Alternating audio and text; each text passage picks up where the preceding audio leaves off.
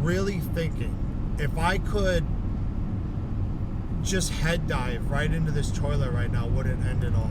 You know, like, would I be able to end it? Like, I was so psychologically fucked up that, like, what's up, YouTube? Good morning. What's it like to come off of heroin locked up? Now, I've had to withdraw off of drugs in jail 3 separate times. And I did it 2 different ways. And I'll tell you what the 2 ways were. The first time that I got locked up, I made the mistake when I got there and told them that I was going to be withdrawing off of heroin. And this was just a plead, thinking that if I told them that, maybe they would give me something. Maybe they would help me out or something. I didn't think that they were going to make me go through the withdrawals. I don't know what I was expecting. They're expecting to give me Suboxone or sleep medicine or just something to help. And that couldn't have been farther from the truth. Immediately upon telling them that I was going to be withdrawing off of heroin, I got moved to the medical pod. And now the medical pod in county jail, the town that I'm from, it's pretty much a step above being in the hole. Basically, they're in the same block area. Being in medical, first of all, you're locked up 23 hours a day, under watch. The lights never shut off. They're constantly waking you up just about every hour throughout the night, doing check-ins to make sure that you're okay, because you're mixed in the health pod. You're mixed in with people that are suicidal, people that are mental, just people that are just having an extremely rough time and they need to be checked on. So you're mixed in the middle with that. So it's impossible to get any amount of sleep. When you're in the pod, when you're in your cell, there's no mattress. There's just a pillow. There's no sheets. Nothing during the day. So at nighttime, they come bring you a mattress and they bring you sheets. But right in the morning, when you wake up, I believe it was like around 6 a.m., they take all of that.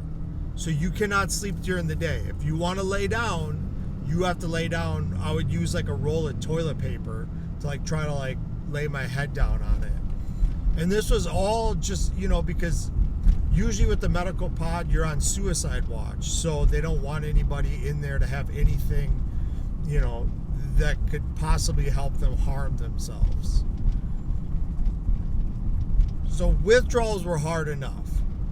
It was absolutely terrible, but not having any TV, not having any radios, not having a mattress, not having sheets, not having a pillow. You couldn't order any canteen while you were in the health pod. So I couldn't get any extra food, nothing. I couldn't do any amenity, the small amount of amenities that jail does have. You had access to none of them in the health pod. You were basically in a brick room withdrawing, and I'm in there basically just shitting and throwing up my brains out, And I was in there for 4 days. So it was 4 days that I went through the withdrawal, and it was absolutely horrible. And now the second time that I had got locked up, I remembered it. And when they asked me if I was addicted to any drugs or if I had any medical conditions, I'm like, nope. Like, I have no problems at all. Like, none. And I don't know which version would have been worse. The first one being locked up 23 hours a day by yourself in a room with no bed, or this second version. Because when you get locked up in the county jail, there's booking, intake. And they'll keep you in intake for up to a week before they can classify you and then move you up to a different pod. So they have to see, like, if anybody else is on your case, or if you have anybody that you can't be around, or they want to keep an eye on you and just see how you're going to act and see where they can place you, because they can't make any mistakes and, you know, put you with somebody who's on your case, or maybe like a rival gang member or whatever, you know, whatever it is, they look into it. So they keep you in a holding cell that is not that big. When you walk into there, it's a small room. It has 6 beds on each side, so it's 12 beds total. And if you can imagine like 6 little twin beds right next to each other down a line, that's about how big the room was. It was small, probably smaller than somebody's kitchen, like smaller than somebody's living room. So they have the 6 beds, and then they have 2 half cinder block walls at the last bed that's about waist high, and then behind those are 2 toilets, one on each side. And I remember walking into this room, and as soon as he opened up that door, this smell, it was like hot and humid, and the smell of just shit and vomit was just, it hit me in the face. Like, it was so horrific when I walked in there. Because you got to remember, these people that I'm locked up with, you're mixed in with people that are, it's mixed with like being in like the drunk tank, you know, like somebody maybe like they're super drunk staying there overnight, or, you know, there's a lot of people coming off of drugs. There's a lot of people going through withdrawals. So you have like drunk people who are constantly, you know, throwing up or shitting, and then you have like people that are going through withdrawals who are also doing the same. And everybody's sick and unshowered. And I remember like, this is just gonna be horrible. Because leading up to this, I've always had a cell by myself. You know, I've never had to like room with other people for multiple days, let alone have to go through withdrawals. And I was okay for like the first couple hours, and then it started to hit me. The body ache started to come on. And then I started getting nauseous. And I remember I was holding it for so long. Like, by the next morning, I had like to go to the bathroom so bad. And I had to throw up so bad that I just literally couldn't take it anymore. And while I'm trying to sleep, there's like 2 guys that are like coming off of heroin also. And then there's like one drunk guy who's just obscene. And everybody smells, and just all throughout the night, it's just people just shitting their brains out and throwing up, and the smell just all night just kept you up. The sounds all night just kept you up, of people like just dry heaving in the toilet. And I had to go through that for 4 days before they classified me, and then I was able to go upstairs. But that time, just, I don't know which time was worse. So now the third time I got locked up, I did the exact same thing as the last time, because even being in that room with everybody that was sick, it was still better than being by yourself locked up 23 hours a day. At least I still had a bed all day long that I could lay in, and at least there were other people there that I could still talk to. And I was hoping that maybe nobody was going to get sick. And to my surprise, they took me into the holding cell, and I was in there for 2 hours, and they ended up moving me to the upper pods. And I think it was because the time before I got released in like June or July, and then I got re-locked up in November. So I'd only been out like a couple months, and by that time, I just spent 9 months in jail before that. The COs all knew me by name, and I was just there like a couple months ago, so I think I was already classified, and they took me right to the upper pods, which was really good. Still horrible, but really good. And when you go to the upper pods, it's a little bit better because you have individual cells, and then you have a common area with tables out, so you can like sit out at the tables, you can walk around. It's like a small little area where you could kind of do laps. And that's what I would do all day. Like, I would just keep doing laps and put in like the pressure on my legs to try to like get rid of like the body aches. That helped a lot. And the rest of the time, I literally just laid in my cell and I was just sick. And it took like 4 to 5 days to come off of it. And that third time, I was coming off of methadone.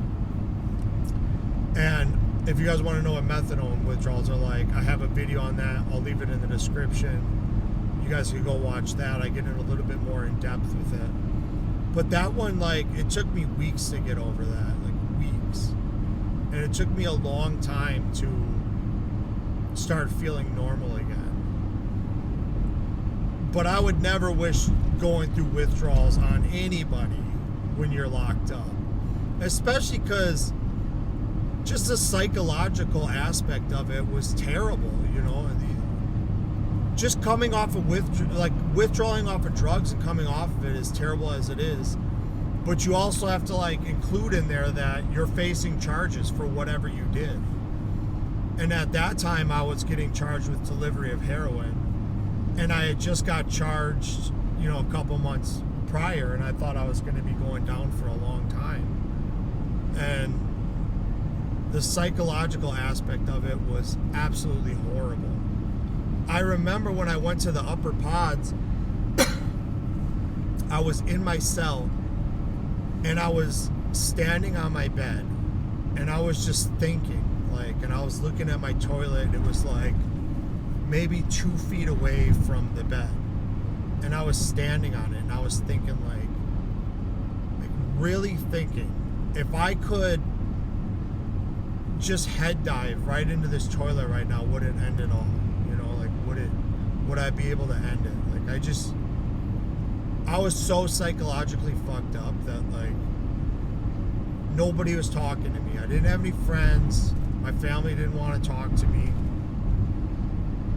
I was facing years, and the withdrawals were just too painful.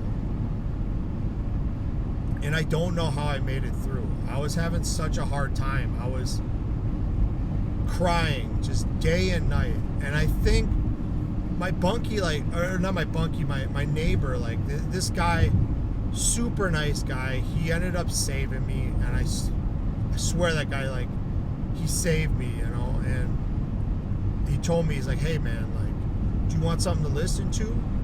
And he ended up giving me a radio because I didn't have any money. I couldn't buy a radio. And he let me use his radio for that whole week. So at nighttime, I could listen to music, and it would like help take me away from where I was, you know, and just let me calm down. And without that guy, I don't know what I would have done, you know. It gets hard, you know. You gotta be strong. I don't wish that upon anybody. Like, if you're still addicted to drugs or you're still addicted to alcohol, like, get off that shit right now. Like, it's gonna be fucking painful. Like, it's gonna suck. But the difference of having to have it suck with facing time, it's just not comparable. Like, don't wait until you get locked up. Don't wait until, you know, it's too late. You know, like, this is the only options that can come out of this. Drug addiction and alcoholism is you're going to end up getting locked up or you're going to end up dying. And that's just the harsh reality. And just get off of it right now. Like, don't go through that. Don't put yourself through that. If you guys are struggling, my DMs are always open. Send me a message. Other than that, I just got off of work, so I'm heading home right now. I'm going to be going to bed here soon. I'll be waking up about 2 o'clock. Leg day today, so we're hitting legs. I'm still going to be putting out a video this week on the diet that I'm doing, so keep an eye out for that. Otherwise, you guys have a great day. I love you guys. We'll see you later.